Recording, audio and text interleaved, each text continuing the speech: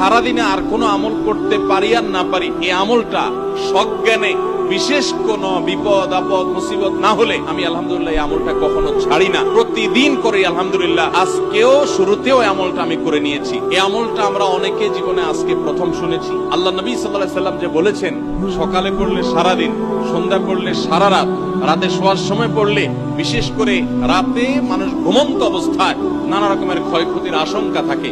এই সব ধরনের ক্ষয়ক্ষতি থেকে আল্লাহর নিরাপত্তা এসে চলে আসে, আল্লাহ তার হেফাজতের জিম্মাদারি নিয়ে যান। কোরআনে কারীমের এই শেষ তিনটা সূরা, সূরা ইখলাস, সূরা ফালাক, সূরা নাস, এগুলোকে যত বেশি সংখ্যক বার নবী সাল্লাল্লাহু আলাইহি ওয়াসাল্লাম পড়ার নির্দেশ দিয়েছেন, তিনি নিজে পাঠ করতেন, এত বেশি সংখ্যক বার অন্য আর কোন দোয়া, আর কোন সূরা, আর কোন আয়াত, আর কোন কিছু পাঠ করার নির্দেশ আমাদেরকে কোরআন হাদিস দেয় নাই।